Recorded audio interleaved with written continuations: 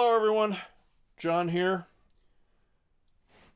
Moving on to another project, and this, like the flying reptile that I'm going to be working on, is going to be in honor of one of my friends, Cass.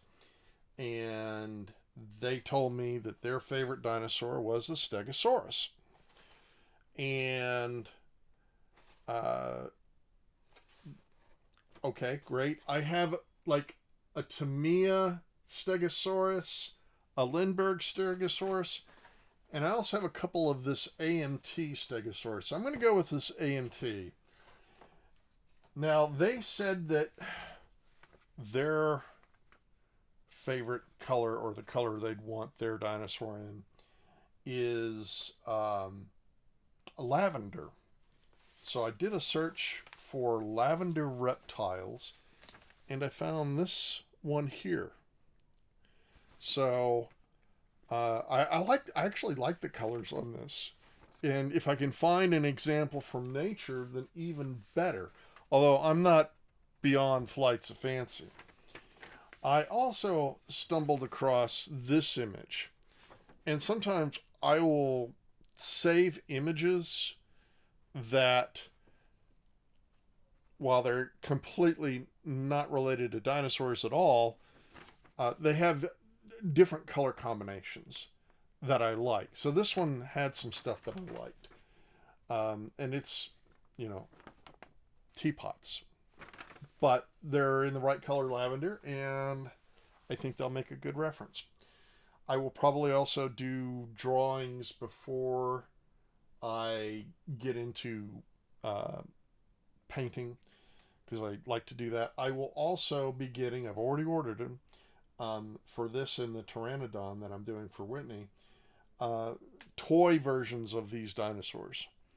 Because I'll take them, I'll prime them, and then I'll paint them to test my paint job and see how that works. So that's where we're at on that. Ought to be a fun adventure, so stay tuned. I'm going to go through and clean parts. And the reason you clean parts is because oftentimes with the injection molding process, there's a release agent that is used, and it could mess up your paint job. Probably won't mess up your assembly, but it could mess with your paint job. So we're going to address that right now. And I do have a two-part process. I use Windex and water. So what I'm going to do is I'm just going to spray the parts down with the Windex, and I'm going to inventory as I go, and make sure that I've got everything.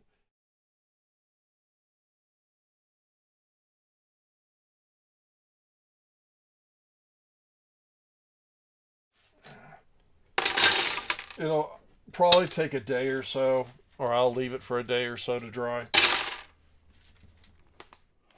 Getting ready to start on assembly.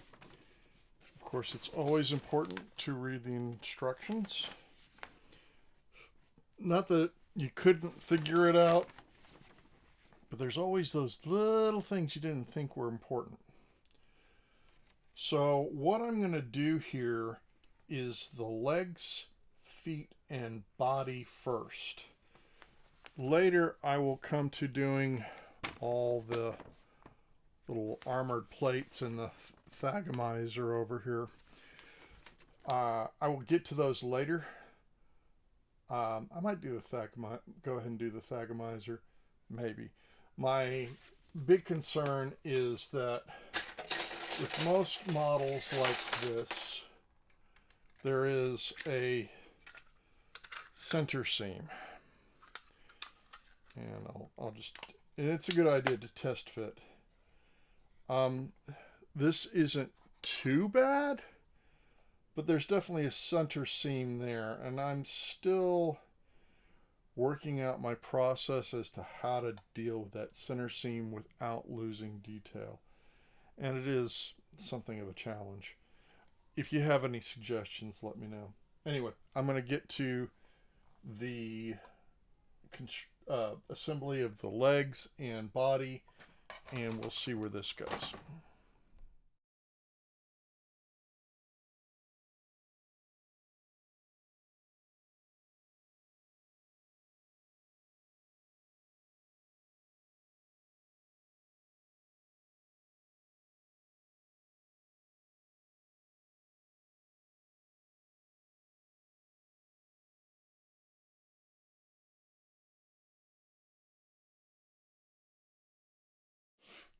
As stated earlier, I like to get, whenever I'm doing these, if I can, get a toy version of the model kit that I can practice my paint scheme on.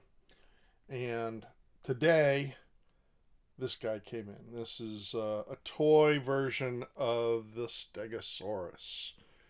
So, um, what I'm going to do is I will prime it white, and then I'll test out my paint job, and if I like it, I'll apply that to the model.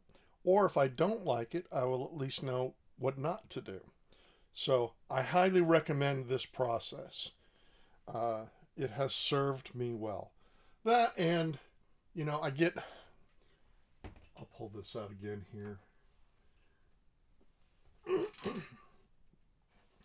What's cool about it is that I have the model, and then I have the mini model, or the mini me version.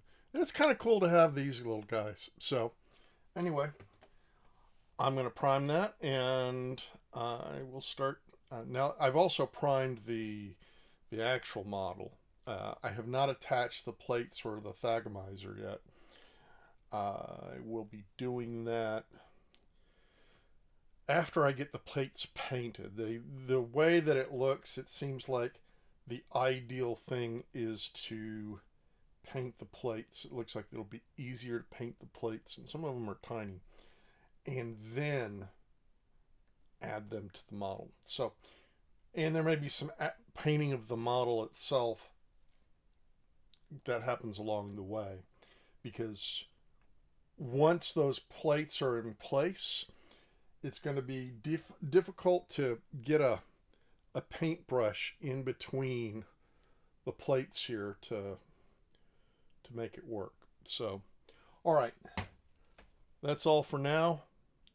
Stay tuned for the adventure to continue.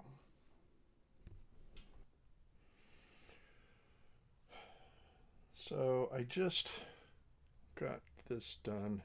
This is the toy Stegosaurus that I'm using as the test bed, and I like the color combination. I think it's what I'm going for, but I probably would like more design on, I guess these are called scoots. Anyway, on these plates here, and maybe more defined counter shading. I did do blue eyes and clear over them. So it's a sketch. It's sometimes with these things you learn what to do, and sometimes you learn what not to do. So anyway, I do like the pink and purple lavender color combination. So I think I'm on the right track, but I need some refinement. So anyway, that's where we're at right now. More to come. I have gone over with some purple, pink, and white for the counter shading. Just kind of stippling to do this. And I've also, let's see if I can do this without spilling everything. I've done all the other parts. Question's going to be, where do the parts go? Because they're not marked. I have the instructions, but a lot of the parts were already off the sprues, or runners, however you want to call it. Fortunately, I happen to have another unopened kit. So I think I will be able to correlate parts together. So we'll see how that goes. But anyway, that's where we're at. Welcome back, everyone. So assembly is done. And a few notes on this. The kit that I got, all these plates were broken off the sprue. Almost none of them were on. So I happen to have a second kit, and I tried to refer to it, but it also had most, not all, but most of the plates broken off the sprue. So I ended up guessing, and I'm not completely sure that I guessed right, but it is done as far as assembly goes.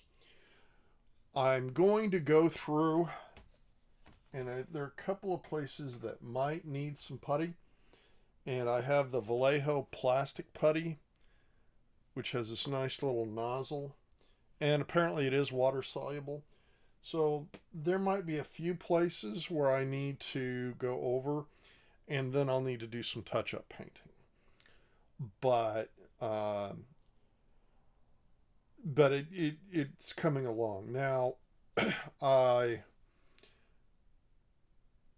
As far as the paint job goes, once I do the touch-up painting, then I'm going to go over with successive coats of like very thin white or pastel lavender until I get it to where I want it to be. So, and hopefully then the colors will come through. That's the hope, is that underneath these layers you'll see the colors kind of from underneath. I may do a coat of flat clear before I do the light coats, because sometimes if you have a very watery paint and you've used this is acrylic, sometimes it'll wear off the acrylic. So I might do some flat clear before I jump into that. I did have one plate that ended up gold from another project I'm doing, and so I've got to paint over that as well. So, but it's getting there. These things take on a life of their own, so and teach you lessons you didn't know were there to learn. So anyway, in progress, we're getting there. Okay, closing in on it. I've got the eyes, the whites of the eyes painted, and we've got the thagomizer painted, and I think this is pretty close to stopping point. I think once I'm going to do the eyes in blue and then a black center, and then once I get that done, I think I'm actually thinking I'm going to hit this with some gloss coat, because it is a little bit of a fantasy endeavor here, so having it shiny might be fun. I think it might pop a little bit more. That's my thinking. Of course, once I do that, I'm pretty committed. But overall, it's getting there. I do like the texture. Texture might not be completely accurate, but it does give you something paint wise to work with. So I do like the texture on this. I think if I were to do this again, because I do have another one, I think I may try to go closer to the box art next time around. We'll see. Anyway, so almost there. Just the eyes and then a gloss coat, and then I think we'll be done. Stay tuned. All right. So I've got the eyes done, and typically one is going to be better than the other. It's hard to get. Eyes are not easy. So, but I think let this dry, hit it with a gloss coat, and I think we'll be done. Stay tuned.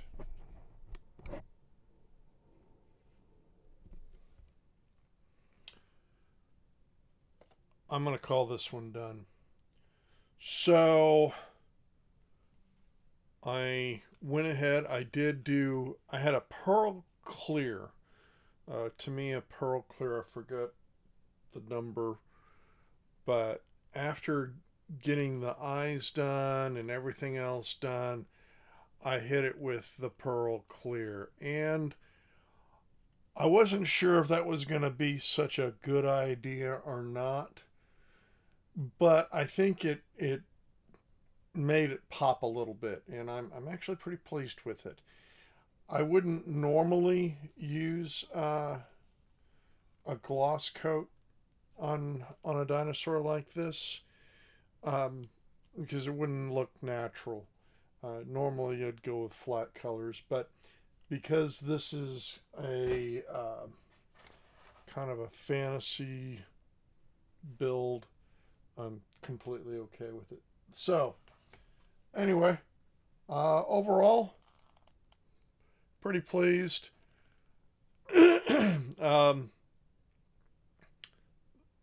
The It wasn't a difficult build, but I'm pleased with the colors. I was going for kind of this sort of lavenderish overall tone, and that's what we got.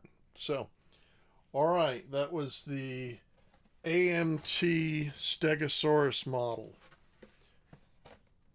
All right, so I have got other adventures that are currently in progress, and I'll keep you posted. Thanks for joining me.